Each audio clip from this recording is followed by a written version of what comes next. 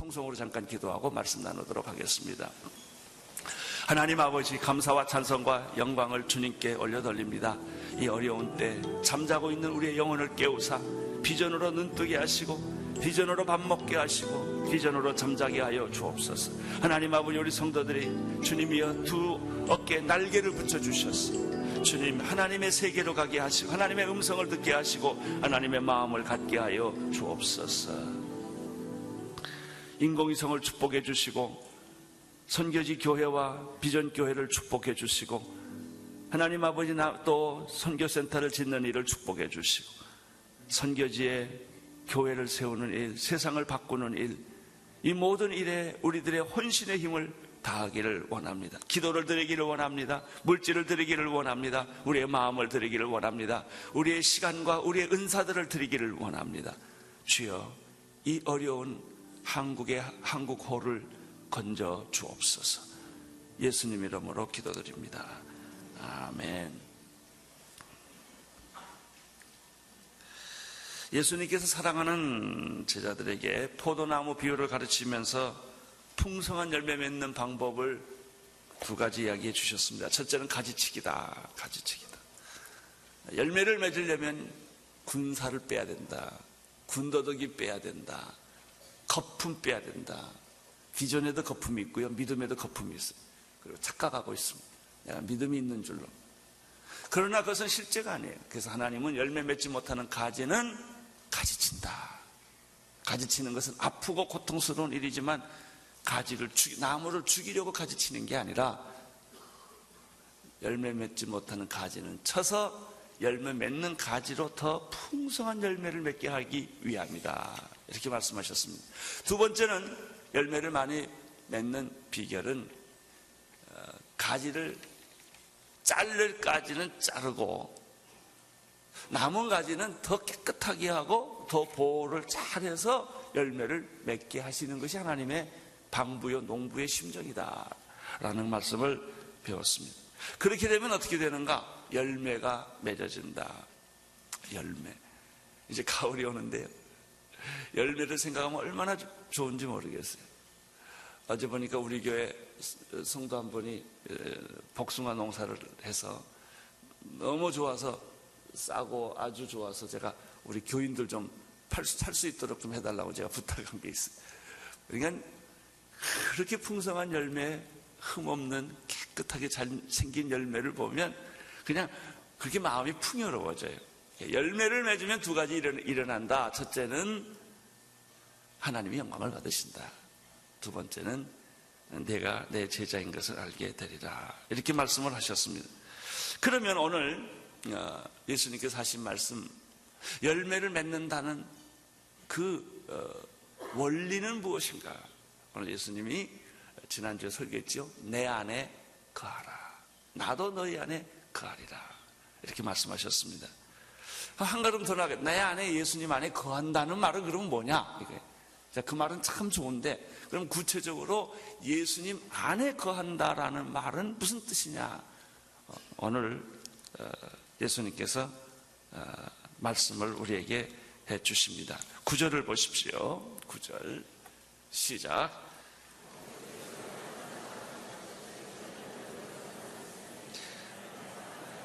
예, 9절에 보면 아버지께서 나를 사랑하신 것 같이 나도 너희를 사랑하였으니, 그 다음에 뭐라고 그랬죠? 나의 사랑 안에 거하라. 답이 나왔어요. 내 안에 거하라 라는 말은 예수님이 다른 말로 말하면 내 사랑 안에 거하라는 말이다. 내 사랑 안에 거하라. 내 안에 거하라 라는 말씀은 나와 접촉하라, 나와 관계를 가져라, 나의 보호와 능력을 받으라 라는 말씀일 거예요. 그래서 내 안에 거하라 그런 거죠. 그러나 이 말씀을 예수님이 해석해 준 것들을 조금만 더 살펴보면, 그것은 주 안에 거한다는 뜻이 단순히 주님 안에 거하면서 산다는 뜻이 아니라 주님의 사랑 안에 거하는 것을 의미한다라고 하는 것이죠. 이게 왜 이렇게 중요하냐? 인정받지 못하고 사랑받지 못하고 죄책감과 상처투성인 우리 영혼을 회복시키시고 치유하는 말씀이기 때문에 그래요. 내가 내 안에 거한다는 가장 중요한 것은 나를 위해 뭘 하라는 게 아닙니다. 나를 위해서 뭘 많은 걸 하고 일도 하고 사역도 하고 나를 위해서 헌신하고 봉사라는 뜻이 아니라 내 안에 들어와서 나의 사랑을 먹어라. 내 사랑을 먹고 회복과 치유가 일어나기를 바란다. 이런 뜻입니다. 회복과 쉼과 안식이죠. 환자에게 가장 필요한 거는요, 직장이나 돈 버는 거나 무슨 사역이나 비전이 아니라 환자에게 중요한 것은 병 고치는 거예요. 병 고치면 그 뒤에 다 해야 돼요. 병 고치면. 근데 병이 났는데 무슨 건축을 할 겁니까? 뭐 비즈니스를 할 겁니까? 다 안 되는 일이에요. 지금 암 걸려 죽겠는데 병 고치는 일이 중요하죠. 죄인에게 가장 필요한 것은 마찬가지예요. 죄 용서받고 영혼이 회복되고 치료되는 일이 아니겠습니까? 그래서 예수님 말합니다. 내 안에 거하라는 가장 중요한 것은 먼저 내가 내 안에 사랑 안에 거해서 사랑을 젖발듯이 먹고 방황하고 외롭고 병들어가고 죽어가고 갈등하는 내 영혼이 회복될지어다. 이런 말이에요. 내 사랑 안에 거하라. 그렇게 되었을 때 너는 다시 살아날 것이다. 예수님께서 내 사랑 안에 거하라는 이유를 9절에서 보면 두 가지 이유가 있어요. 첫째는 하나님의 사랑 때문에, 두 번째는 예수님의 사랑 때문에. 하나님이 나를 사랑한 것 같이 이렇게 되어 있어요. 하나님이 나를 사랑한 것 같이. 그러니까 예수님의 능력은 어디서 왔을까요? 하나님의 사랑에서 온 게 아니라, 그 말이 사랑에서 왔죠. 하나님의 사랑의 확신에서 온 거예요. 이 세상에서 가장 큰 힘은 사랑 그 자체로 끝나는 것이 아니라 내가 사랑받고 있다는 이 확신, 이 믿음 때문에 저 사람이 날 믿어주고 있다 이거예요. 저 사람이 날 사랑하고 있다 이거예요. 이 관계 때문에 능력이 나타나는 거예요. 하나님은 사랑이시죠. 그러나 그 말 가지고서는 우리의 삶에 어떤 변화가 안 일어나요. 어떻게 말해야 변하냐면 하나님이 우리를 사랑하셨다라는 확신, 그 믿음 때문에 우리가 위기에서, 질병에서, 고통에서 탈출하는 거예요. 할렐루야. 예수님 말했습니다. 아버지 하나님이 나를 그렇게 사랑했다고 예수님은 고백하고 있고 확신하고 있었다. 여러분 하나님의 사랑을 믿을 거예요. 그렇죠? 그러나 나는 아침에 도전합니다. 여러분이 하나님이 여러분을 사랑한다는 사실을 믿으시기를 바랍니다. 사랑하고 있어요. 어느 정도 사랑했느냐면 자기 아들 독생자 예수 그리스도를 십자가에 내어줄 만큼 우리를 사랑했다는 거예요. 그러니까 예수님을 사랑하는 것과 동질한 사랑을 우리에게 했다. 그 사랑은 불가분의 관계고 깨질 수 없는 사랑이고 변할 수 없는 절대적 사랑을 주셨다라고 하는 것이죠. 예수님이 고백한 것은 하나님이 나를, 예수를 그렇게 사랑했다는 믿음이 있었어요. 그래서 십자가를 질 수 있는 거예요. 사랑만 확인되면요 십자가도 집니다. 어떤 일도 해내는. 우리들이 헌신하지 못하고 행동하지 못하는 이유는 사랑받았다는 확신이 없기 때문에. 남편의 사랑을 받았다고 확신하는 부인은 무슨 짓도 합니다. 어떤 위기도 건져냅니다. 여러분, 아내의 사랑을 확신하는 남편은 절대로 방황 안 합니다. 두 번째, 예수님이 내 사랑 안에 거하라 라고 말씀하신 까닭은 예수님의 사랑 때문에 하나님 아버지가 나를 그렇게 사랑하셨던 것처럼 나도 너희를 사랑했다. 할렐루야. 예수님이 그렇게 말씀하셨다. 내가 너를 그렇게 사랑했다. 너는 건성으로 지나가는 사람이 아니다. 너는 그냥 숫자 중에 하나가 아니다. 너는 열외가 아니다. 내 눈에 넣어도 아프지 않고 내 가슴에 품어도 부족한 존재가 너다. 하나님이 나를 그렇게 사랑한 것처럼 나도 너를 그렇게 사랑했다. 따라서 내 사랑 안에 거하라. 예수님이 우리를 사랑하신 사랑은 확실합니다. 변함이 없습니다. 영원합니다.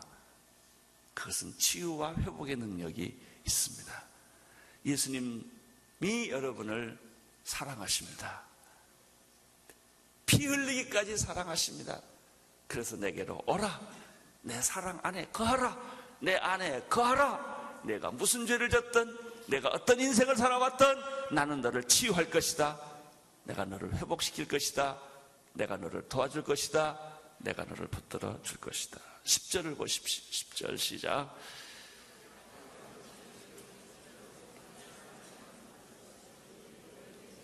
예, 10절을 보면 내가 아버지의 계명을 지켜 그의 사랑 안에 거하는 것 같이 너희도 내 계명을 지키면 내 사랑 안에 거하리라. 오늘 말씀이 너무 재밌어요.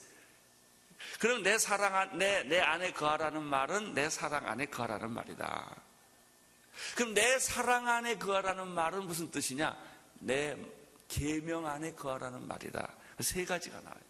내 안에 거하라 라는 말은 내 사랑 안에 거하라는 말이고, 그럼 사랑이란 게 뭐예요? 사랑의 실체가 뭐냐 말이에요. 우리가 하나님이 날 사랑한다, 내가 하나님을 사랑한다, 사랑 안에 거한다 라는 말은 굉장히 멋있는데 실체가 뭐냐? 계명을 지키는 거다.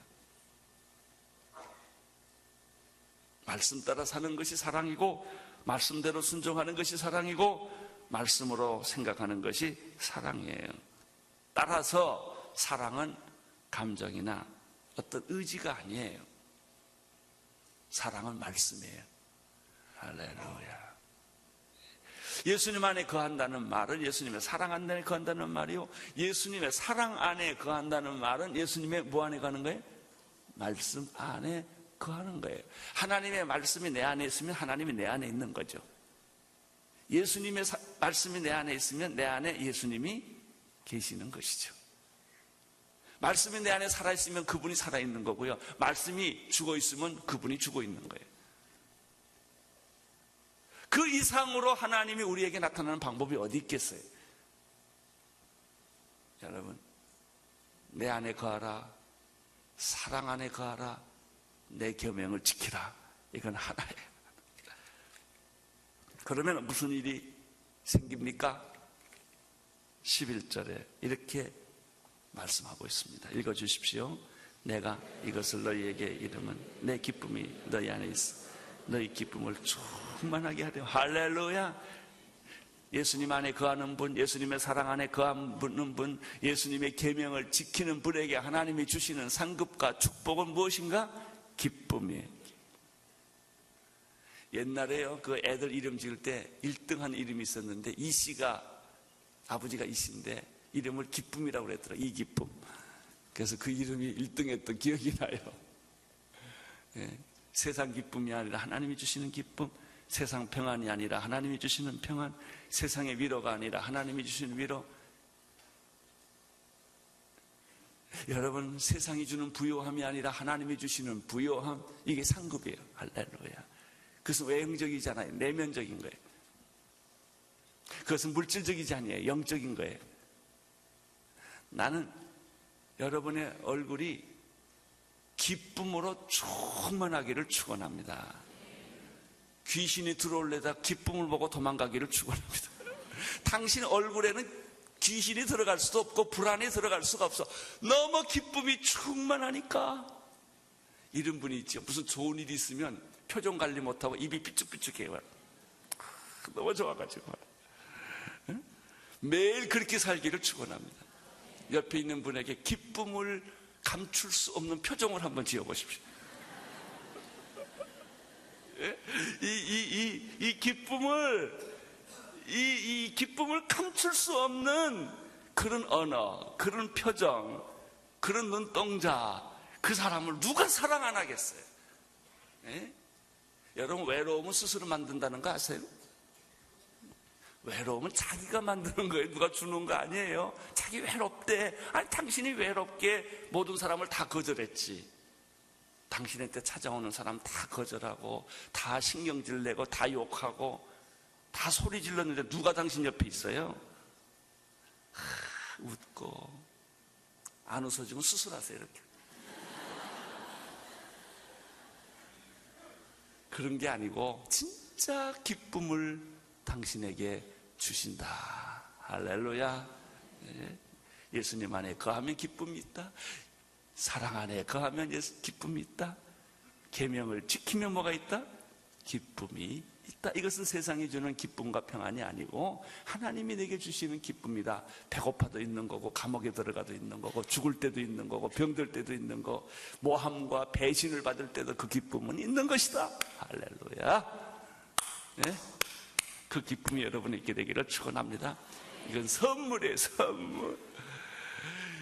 나는 여러분 눈이 다 작아지기를 축원합니다. 너무 웃어서 그렇게.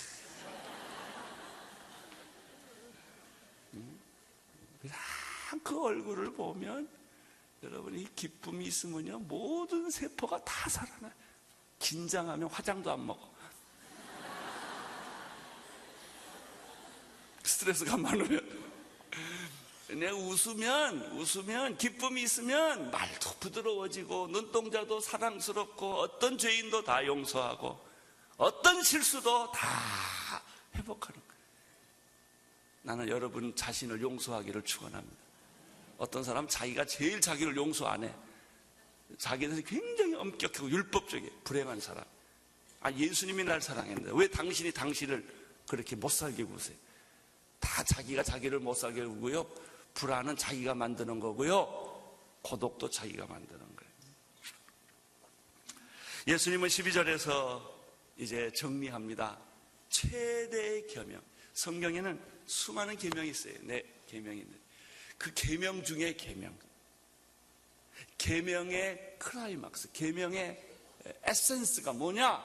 기독교의 본질이 뭐냐 하는 거하고 똑같아요. 예수 믿는다는 게 뭐냐? 12절이에요. 12절 시작.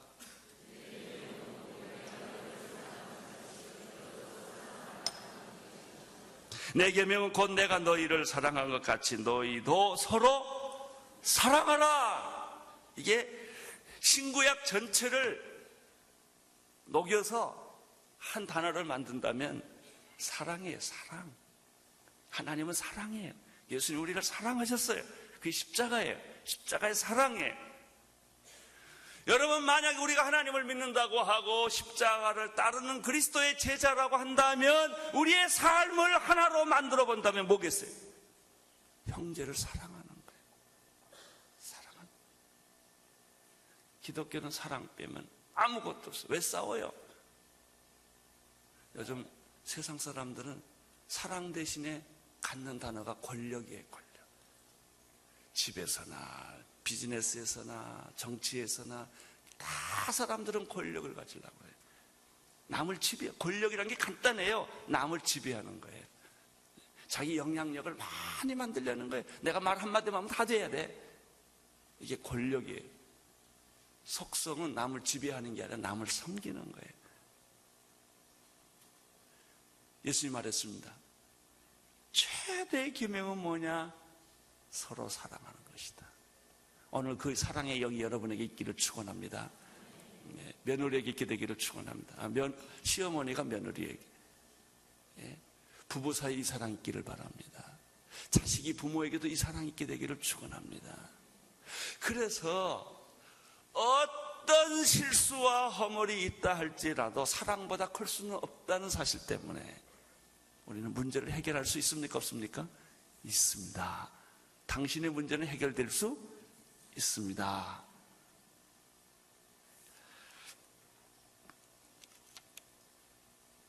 왜 사랑이 위대할까요? 사랑은 포기이니까. 사랑은 희생이기 때문에. 사랑은 용서이기 때문에. 사랑은 순결이기 때문에. 능력이 있습니다. 자, 13절, 14절을 보시겠습니다. 시작. 사람이 친구를 위하여 자기 목숨을 버리면 이에서 더 큰 사랑이 없나니 너희가 나의 명하는 대로 행하면 나의 친구라. 예수님이 사랑에 대한 얘기하시는 가운데 부모의 사랑이나 조국을 사랑하는 애국심을 최고로 보지 않았어요. 우리는 요즘 이 나라에 사랑한다는 분들이 굉장히 여러 가지 일들을 합니다. 다 사랑한다는 것 때문에 그렇겠죠. 여러분, 오늘 예수님이 우리에게 진짜 사랑은 친구를 위해서 목숨을 버리는 거다. 근데 그렇게 놓고 보니까 친구를 위해서 목숨까지는 한번 사기나 안 쳤으면 다행인 것 같아요. 왜냐하면 사기치는 사람 보면 제일 친한 친구들이 사기치거든. 근데 내가 부모가 자식 사랑하는 건 이해가 되고요. 다 되는데 친구를 우리는 그렇게 사랑해 본 적이 있나 생각해 보니까 우리 삶에 그런 게 없어요. 친구를 위해서 목숨을 버릴 수 있다면 이게 최고의 사랑인데 예수님이 말씀하신 나는 너의 뭐라 그래요? 친구라. 15절 읽어주십시오.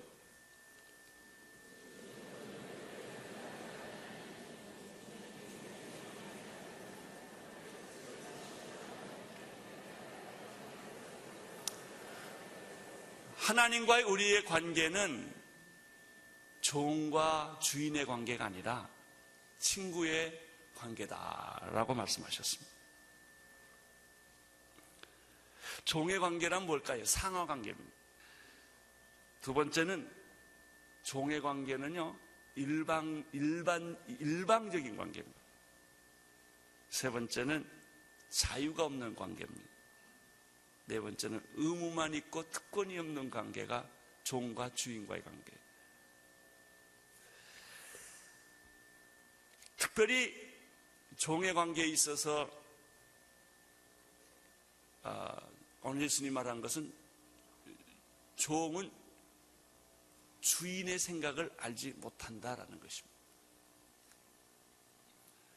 그런데 15절에 보면은 나는 너를 종으로 생각하지 않고 이제부터는 뭐다? 친구로 생각한다 그래요. 이 하나님 개념, 신의 개념에 대한 혁명이에요. 우리가 사람하고 친구는 있었는데 어떻게 하나님하고 친구가 됩니까? 하나님은 경외하고 존경할 존재로 보지 않습니까? 근데 오늘 예수님이 뭐라면 신의 개념은 친구의 개념이다. 진정한 하나님은 친구의 개념이 있는 것이다. 그래서 하나님이 아브라함에게 뭐라고 그래서 너는 나의 벗이라 이렇게 말했거든요. 하나님과 가까워지면 친구 개념으로 변합니다. 근데 친구 관계는 어때요? 상하 관계가 아니라 수평 관계입니다. 일방적인 관계가 아니라 쌍방적 관계입니다. 자유가 없는 관계가 아니라 자유와 의지의 선택이 있는 관계입니다. 의무만 있고 특권이 있는 관계가 아니라 의무도 있고 특권도 있는 관계가 친구의 관계입니다. 예수님은 여러분을 친구라고 불러주셨습니다. 너는 나를 일방적으로 섬기는 그런 노예가 아니다. 너는 나와 사랑을 나누는 인격적 관계다. 할렐루야.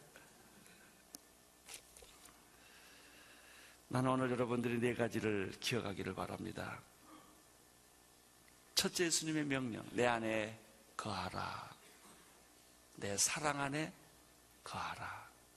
이것은 내 계명을 지키라는 말이다. 이거 하나를 기억하십시오. 두 번째, 참된 축복은 하나님이 주시는 기쁨이다. 그 기쁨이 여러분에게 있게 되기를 축원합니다. 최대 계명은 서로 사랑하라는 것이다. 예수님은 여러분의 친구다.